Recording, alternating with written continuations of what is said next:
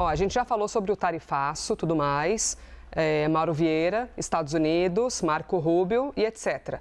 Quando a gente pega essa questão das empresas brasileiras afetadas pelo tarifaço, as empresas já pegaram, ali com o BNDES, mais de 1 bilhão em empréstimos, Débora Oliveira, para sobreviver a este momento, para tentar respirar em meio ao tarifaço, é isso? Bem-vinda. Obrigada, querida. Bom dia para todo mundo que está nos acompanhando. Elisa, 1 bilhão e 600 milhões, mais precisamente, nessa história, foram 47 processos de empréstimos já aprovados, empréstimos que se encaixam na diversificação, né, de auxílio para diversificação de mercados. A gente lembra para vocês que a gente teve o governo anunciando aquela linha de crédito que é o Brasil Soberano, na casa de um total de 40 bilhões, né, de reais. E aí as empresas que são afetadas, que foram afetadas, tiveram aí quedas nas exportações com a história do tarifaço com os Estados Unidos, serão, obviamente, as beneficiadas em todo esse processo.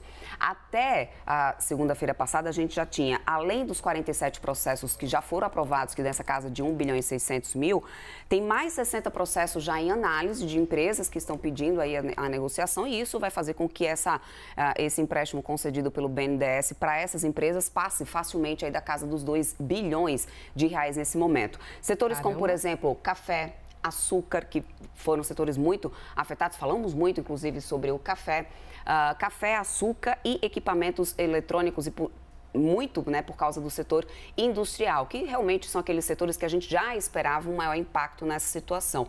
E por que é importante essa linha de crédito e esse ponto de diversificação, Elisa? Quando a gente fala de uma empresa mudar o destino, né, mudar as suas exportações, o direcionamento dos seus produtos para outros países, a gente está falando de desbravar um novo mercado. E todo e qualquer novo mercado requer um investimento. Você tem que primeiro investir para depois você começar a ter o retorno disso. Então você precisa adaptar as suas exportações para as regras daquele país, muitas vezes com rerotulagem, com novas margens que precisam ser calculadas, com custo de transporte marítimo, o frete que deve ser outro.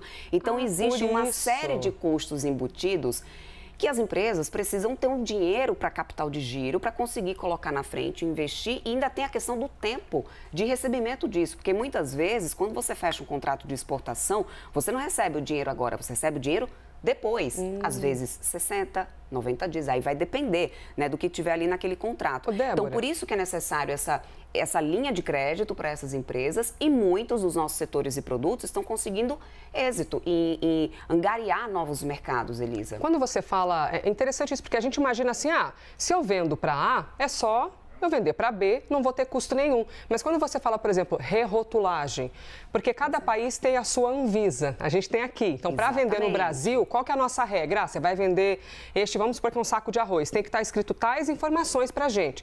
Para outro país é diferente. Então, só o rótulo já tem uma grana para você mudar tudo isso. Exatamente. Aí você precisa se adaptar a toda essa legislação de outros países e de outros mercados. E tudo isso é custo. E tudo isso tem que entrar na conta, realmente, porque até então você tinha toda a sua produção preparada para determinada situação, determinado mercado. Você tinha já fretes negociados para determinado mercado. Então, tudo isso resulta em muito mais custo.